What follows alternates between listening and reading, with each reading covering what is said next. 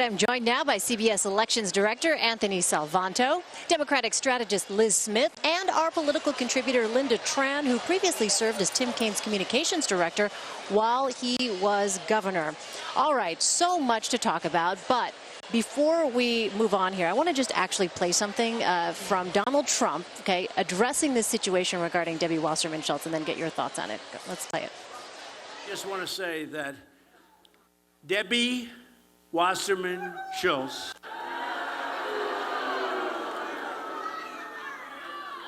I always knew she was highly overrated.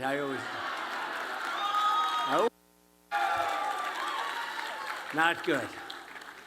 But she just got fired. They said, Debbie, you're fired. Get out, Debbie. Out. Boom. Boy, they were. How about that for disloyalty, though, in terms of Hillary Clinton? In all fairness, because Debbie Wasserman Schultz has been so much for Hillary Clinton. And as far this is why these politicians, folks, other than Mike Pence, of course, he's great. But these politicians, hey, look. So there's no loyalty there, right? There's no loyalty. None whatsoever.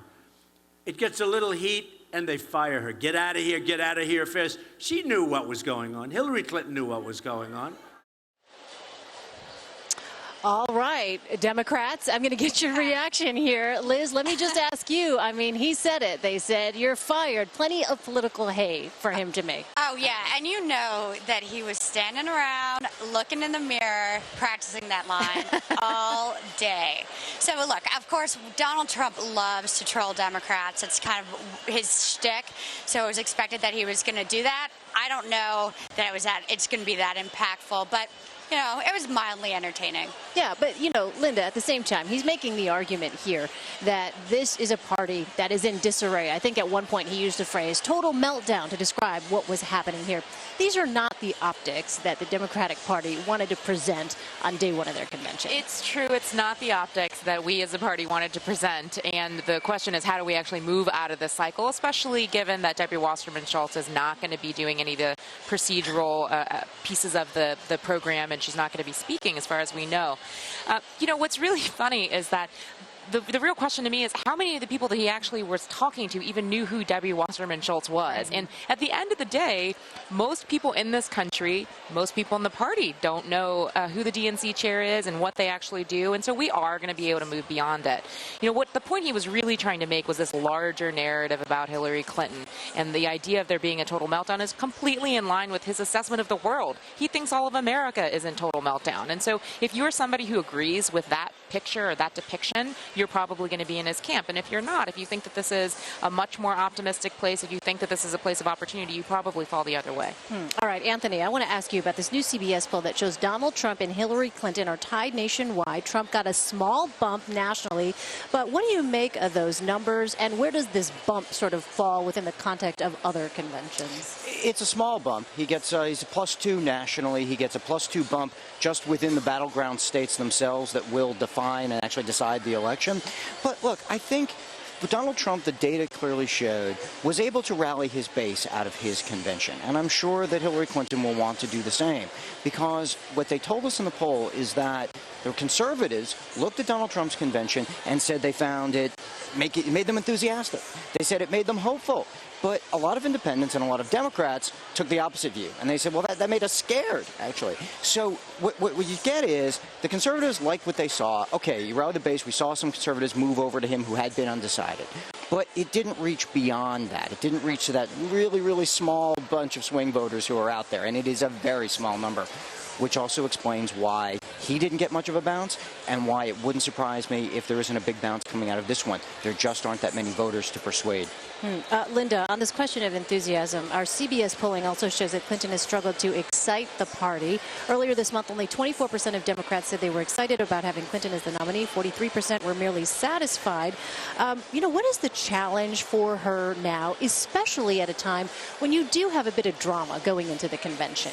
It's been a continual continual challenge, as you point out, all along the way from the moment that she announced, basically, well, I would say shortly after the moment that she announced at Roosevelt Island, it's been an ongoing theme. Can she actually excite people? Can she actually turn off the base? I think what the primary cycle has shown us is that the majority of the answer to that is yes, right? All the time we talk about the Obama coalition, for the most part, those people turned out and they turned out for her. The core question, I think, is really around young voters. And in particular, we know that in 2012, young voters made the absolute difference in Ohio, Florida, Pennsylvania, Virginia. We have every reason to believe that they're going to make a difference this cycle as well. And so she's got to figure out a way to break through there. One thing that I found really striking today about the speech that Bernie Sanders gave to his supporters is, and I understand, small room, tight, quarters, and everything gets amplified, but there was a ton of energy right there in front of him.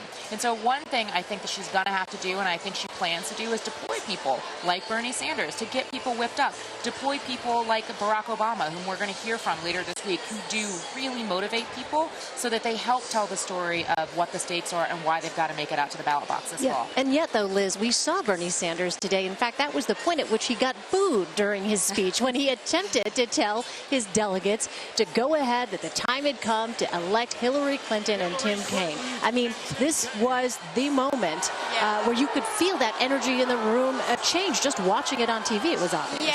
And, I think as Democrats, we're hoping that that was a very vocal minority. I think we'll have a better sense of things after his speech tonight.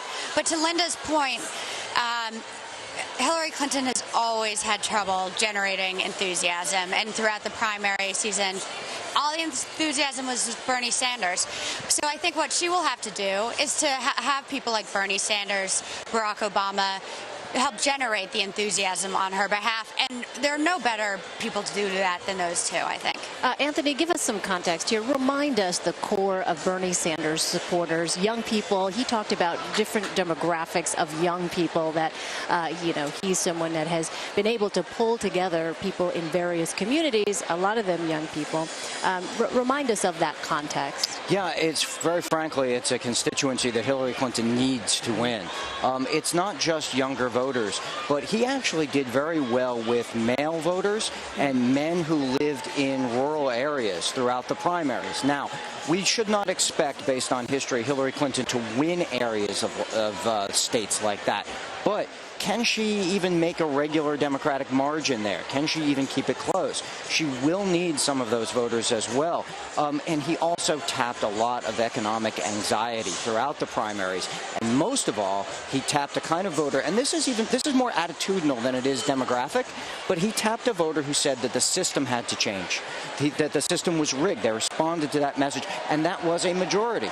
And I think the danger here for Hillary Clinton, what she's got to do is, as Donald Trump is standing out there saying, Bernie Sanders voters, come over to me. Well, that may be a long road to get there. But he's saying, at the very least, we both believe the system needs to change.